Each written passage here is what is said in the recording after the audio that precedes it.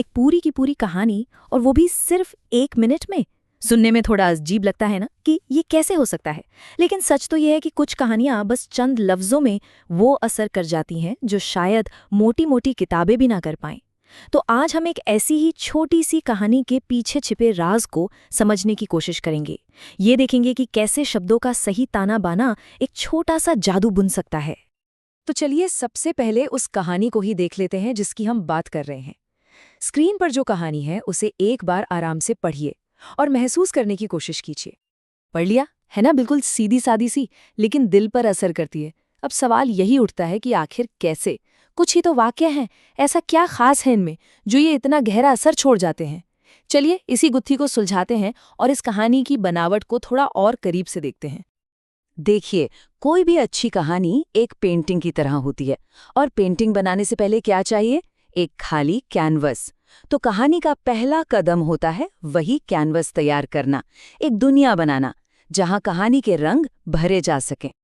अब जरा कहानी के इन शुरुआती लाइनों पर गौर कीजिए। रात का समय था, चांदनी फैली हुई थी, नेहा बालकनी में थी।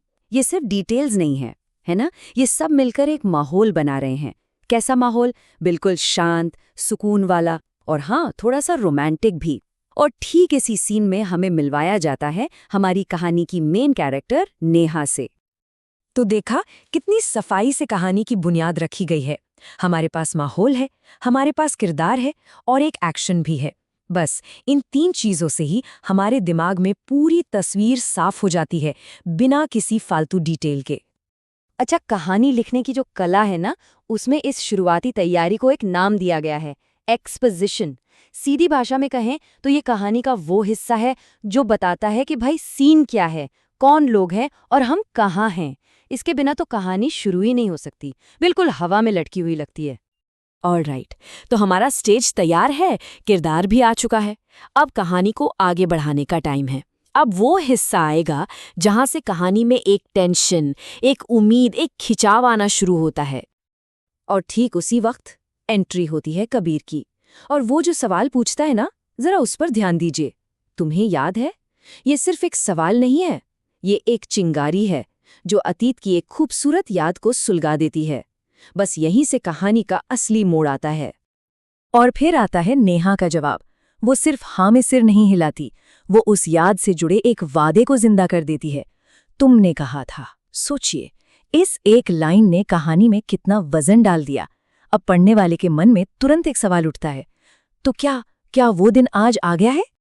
कहानी का ये जो हिस्सा होता है ना, जहां टेंशन धीरे धीरे बढ़ता है, हमारी दिलचस्पी बढ़ती जाती है, इसे कहते हैं राइजिंग एक्शन। मतलब एक्शन अब ऊपर की तरफ जा रहा है। यह हमें कहानी के सबसे जरूरी पल यानी क्लाइमैक्स के लिए तैयार करता है। और अब आता है वो लम्हा जिसके लिए अब तक की सारी तैयारी की गई थी। कहानी का सबसे अहम मोड़, इसका पीक, जिसे हम कहते हैं क्लाइमैक्स।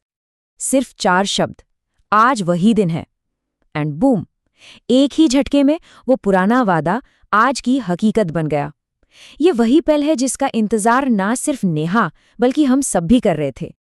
जी हाँ, यही है कहानी का शिखर, द क्लाइमैक्स। वो एक पल जो सब कुछ बदल देता है। अच्छा, क्लाइमैक्स के ठीक बाद क्या होता है? कहानी कहती है हवा ठहर गई, दुनिया चुप हो गई।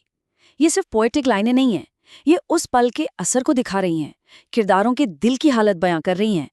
क्लाइमैक्स के बाद का ये जो ठहराव होता है, इसे कहते हैं फॉलिंग एक्शन। और इस कहानी की खूबसूरती या कहें चालाकी यही है। लेखक ने क्लाइमैक्स और फॉलिंग एक्शन यानी उसके असर को एक साथ मिला दिया है। पहले वादा पूरा होता है और अगले ही पल हम उस एहसास की गहराई में उतर जाते हैं। सच में कमाल की लिखावट है। तो ठीक है, कहानी अपने पीक पर पहुंच गई, इमोशन भी महसूस हो गया, तो अब क्या? कहानी खत्म? पर रुकिए, इस कहानी का अंत वैसा नहीं है जैसा हम आम तौर पर देखते हैं। कहानी को एक नतीजे पर खत्म करने के बजाय लेखक क्या करता है? वो एक सवाल पूछता है, मतलब वो गेंद हमारे कोर्ट में डाल देता है। जवाब देने के बजाय वो हमसे ही पूछ लेता है। ये वाकई में एक बहुत ही स्मार्ट तरीका है।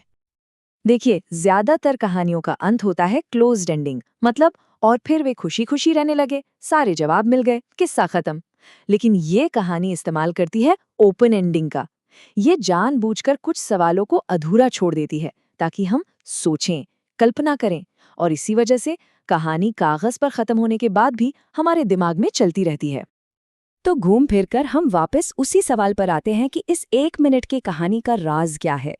राज ये है कि एक अच्छी कहानी आपको बने बनाए जवाब नहीं देती, वो आपके अंदर एक सवाल छोड़ जाती है, एक एहसास, एक सोच।